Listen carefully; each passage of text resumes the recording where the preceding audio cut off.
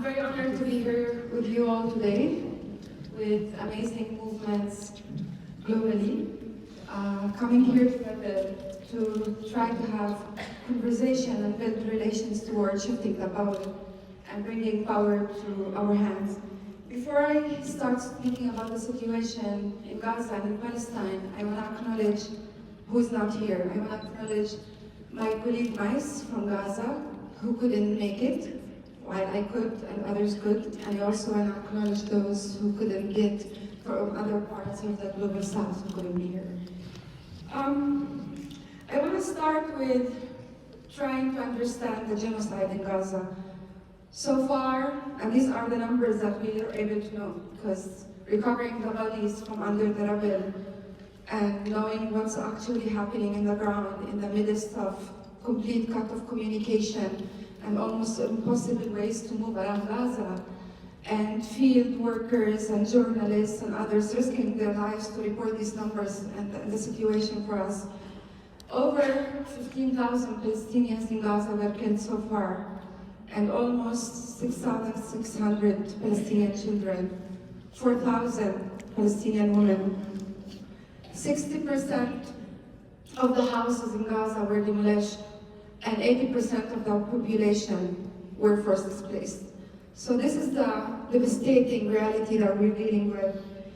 And it's not reality that started 2 months ago. This is not when history started, and we will not let the centers of power decide the time of history where all this started for us Palestinians.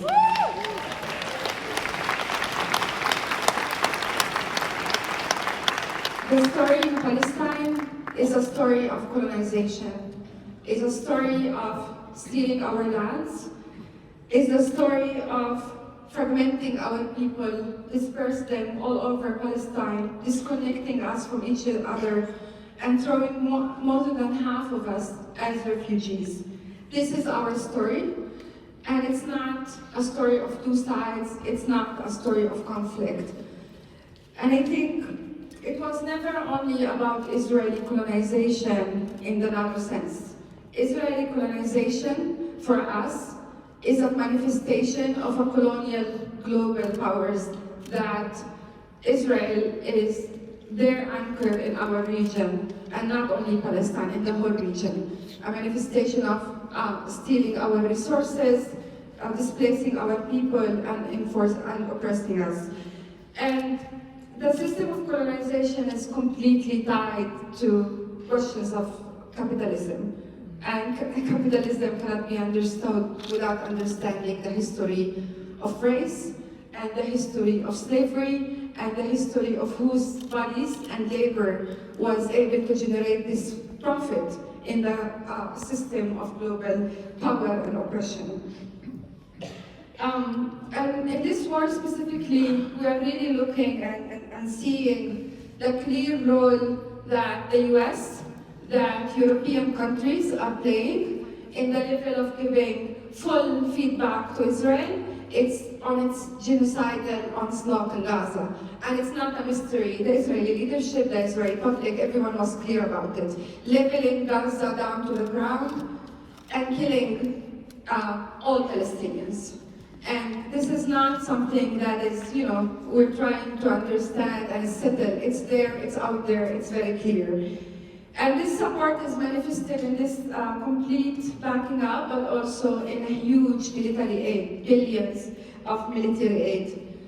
And it's not only the governments, it's not only this military aid, it's also companies and investors and this economic system globally that is now at this moment profiting from the killing and the atrocities that we're seeing in Gaza, the way they were profiting from the pain and suffering of people, oppressed people globally, and especially in the global south. And the complicity is not only a complicity in action, it's also the complicity of presenting what's happening without context. The complicity is also the role that media, mainstream media, has been playing. The complete and absolute demonization of Palestinians. We die, we do not get killed. Our perpetrator is not there. Our lives are invisible in these spaces. Our children are not considered children, they're just considered a threat to be fulfilled. And they are a threat. They are a threat to injustice. We are a threat to injustice in Palestine and everywhere. And I think what's happening in Gaza is huge in scale, but it is a starking manifestation of white supremacy and of racism globally. The same bodies that are killed in Gaza, that are buried under the rubble, that are displaced, are the same bodies that are exploited globally in labor. The same bodies from Syria, from the global south, that are drowning in the Mediterranean, trying to find refuge in Europe, in the same countries that destroyed our homelands. They are the same people who experience, and the same bodies that experience slavery, that experience indigenous people losing their lands. It's the same people. It's mostly brown and black bodies. It's mostly the bodies of people from the global south. And this is not only a question of the mainstream or the right wing, it's also the liberal establishment that we're seeing very clearly. It's absurd that we're seeing students having to protest their universities, divesting from military manufacturers, divesting from profiting on the killing of people. It's not because of Gaza, it's ridiculous in general that we have to make this kind of demands at this time of history. And I think it's not coincidence. For so long there was a complicity in the case of Palestine specifically, also from the progressive parts of the progressive movements. Palestine was very long exceptionalized, and liberal politics pushed Palestine away of the causes for justice and framed it as just a cause that requires reforms and not a liberation struggle, not a liberation process. And I think this is what also we saw over the history in other parts of the world. And since we're here in a space where we have a lot of movements, but we also have a lot of people who work on aid, development, and philanthropy, I think what we saw in the last 2 months, the punishment of Palestinian civil society, the threats to cut their funds, the really positions that are taking a stand out of context, dehumanizing Palestinians, and really not describing and echoing our voices and our lived realities. The threats of employees who dare to speak up in philanthropy spaces or in NGOs and organizations they support is not surprising. We knew it for years. Anyone who knows about Palestine, about the way humanitarian aid in general, development and philanthropy has worked over the years, you will know the huge amount of harm that we suffered because of that. Our liberation struggle, the infrastructure for it was fragmented, was NGOized. Our movement was depoliticized, and groanly, the struggle and the infrastructure for it was turned into individualism, neoliberal politics, fragmenting the struggles and shoving our pain and our suffering and our struggle into frameworks of fragmented projects.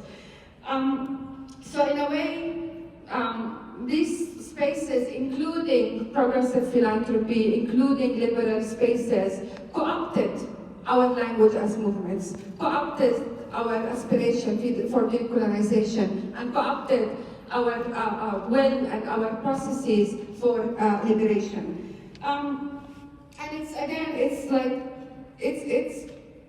liberation doesn't happen in closed room, doesn't happen through grants. Liberation happens on the ground. It is material, it's not that beautiful. We cannot make it beautiful for you. Oppression will not make any processes beautiful for you, and we cannot do that. But definitely in these spaces, we can aspire to learn, to build power together, and to have this conversation. But let us not be fooled. Liberation happens on the ground with movements struggling and risking their lives. So we will not allow our processes, our language, our framings, the way we describe our reality, the way we live it, the way we exercise it, we will not let it be co-opted by frameworks and theories and measurements. It doesn't happen that way. And I think Gaza was the point.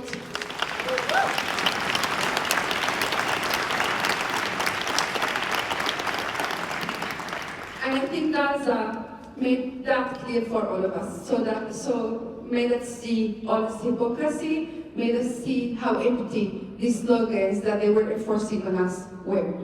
And we don't need anyone to enforce it on us. We know it, we live it, and we know how bitter to lead our struggle. Now, if we want to speak about aid in Gaza specifically, it's ridiculous that in many parties, instead of calling for immediate ceasefire, immediate stopping of the killing, are escaping that through focusing on humanitarian aid in a very undignified way, trying to say, feed the Palestinians before they get killed. This is not what the Palestinians want. We definitely want dignity, we want definitely our people should not be starved, should not be looking for water, but this is not on the expense of giving legitimacy to the ongoing genocide. And a lot of parties, including states, but including funders, who somehow skip over the reason for why people are starving, why people don't have water, and why people are killed, why they're forced displacement, by saying, sending some aid. And they even go further, sending some aid, and let those who kill them, those who are trying to erase them, those who are turning Gaza into small blocks numbers with barcodes, really using this technology and AI to kill us in the civilized way, they're asking us to go for them, to allow us even to get this aid, to inspect that aid. So in a way, aid now and the conversation around aid that does not speak about the context of colonization, that does not speak about the source of violence, that does not speak about who the perpetrator is, in a way is making the violence stay longer, is making the suffering and the killing continuous. And if we want to go back, in 2014, Gaza was destroyed in much more, like in large scales, but nothing compared to what we see now. And until this day, we're speaking about rebuilding Gaza. Until this day, in 2023. And many of the money that was sent for the aid and rebuilding Gaza benefited the perpetrator. Israel benefited from that money. It ended in the pocket of our colonizer. So again, we need to start thinking and challenging these frameworks that aim to distract us from the origin and the deep root causes of our oppression. And in Palestine, and I'll try to shift from that to what we want now. What is the path now? I cannot speak about the path. I don't live in Gaza. I'm not living the devastating, and it's really actually very hard to try to be hopeful in this moment when we're witnessing a genocide. I, as many other organizers in Palestine, are trying to do our best to stop that. But it's very hard to envision the future. But if I want to think about what this moment had made for us, despite the grief, the pain, the anger, the disappointment, the heartbreaking moments that we're experiencing, and the large, but watching this demonization of Palestinian bodies and lives with so much pain, it also allowed us some clarity. And for us, in this moment, there is no way back. No way back. We're not going back to appealing to centers of power, because this is what we've been asked to do for so many years. We've been asked to go to the Congress and to the UN and to the EU and to try to write this messaging this way and that way, and maybe don't use colonization, and maybe, I don't know, maybe don't call for BDS, maybe don't speak about accountability, maybe don't speak about justice, speak about peace. We've lived that for so long. And with all this pain that is growing in our hearts and anger, and a lot of rationale, we're not going to do this anymore. Many of us are not going to do this anymore. What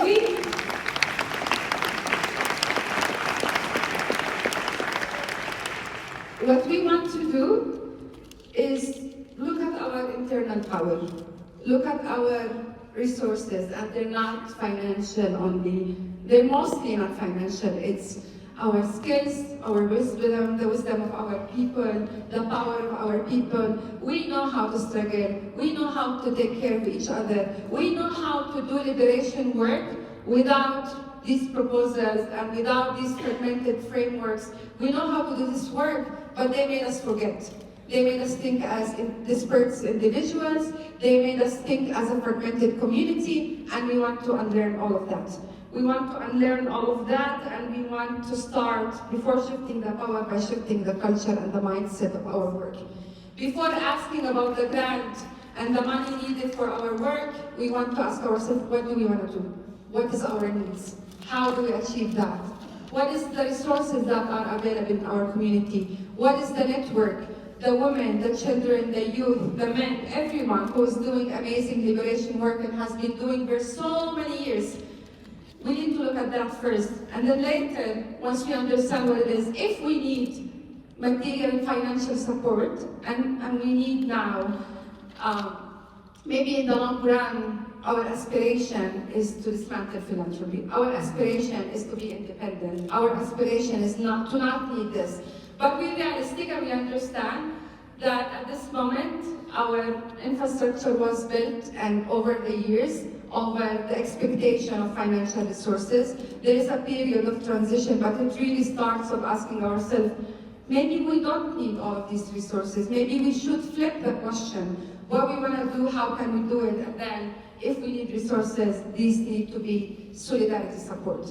Not grants, not aid, not anything that will identify us or lead us to political subordination. This doesn't work anymore.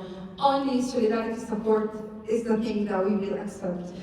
I think looking at our community, appreciating this power again, going through this path is a long process. But I think it's vital and needed in Palestine, but it's also needed anywhere. Maybe the conversation about the harm of funding and aid in Palestine has been happening for many years. Maybe it's the extreme manifestation, but it's not the exception.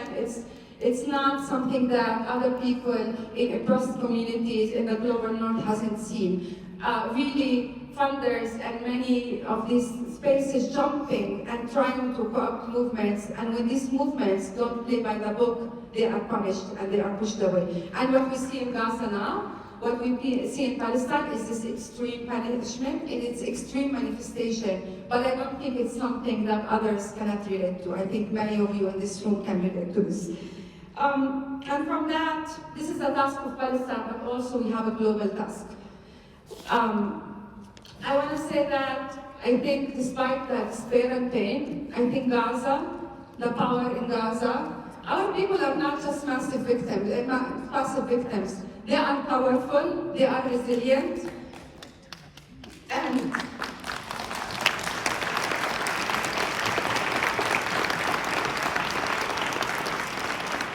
they are radicalizing the world.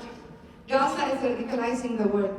The massive movement that we are seeing is in the street for Gaza, but I think it's for more than Gaza. The people in the street marching are feeling the oppression. This is resembling what they experienced. This is resembling them being demonized and forgiven. And I think what we're seeing is a huge reclaim of power, especially of oppressed communities, especially of people in the global south. But I think what we need is more. We cannot afford transactional solidarity anymore. We cannot afford slogans anymore. What we want is to interrupt the centers of power. If we don't have justice, they will never be able, and they should never be able to have peace of mind. If we don't have justice, the centers of power should never be working as normal. If people of Gaza and children in Gaza are being killed and are under the rubble, nobody should be able to continue at normal and stay at peace. And I think in order for this to happen, what we need is the protest, of course, but the protest in a way that really interrupt the continuation of this pain and interrupt these centers of power. And when I say centers of power, it's governments, it's parliaments, it's military manufacturers, it's those economic centers that are profiting from the pain, it's this media that is demonizing us and is basically the arm and the propaganda for the Israeli colonization and for the oppression globally. And just I'm going to finish with the solidarity, and we're speaking here on shifting the power. I think in order to shift the power, we need to be close to our communities, we need to work in our communities, but this needs also to be connected to a global movement that is reclaiming the power. The same way our oppressors are coordinating, are supplying each other with intelligence, with arms, with complete support, and are making sure that they stay in power. What we need to make sure that they don't, and we want to make sure that we got each other's back. The way people are supporting Gaza now, we want to make sure that this movement builds material, actual power that is going to last and that is going to be there for any oppressed communities. Thank you all. Free Palestine and free all oppressed people.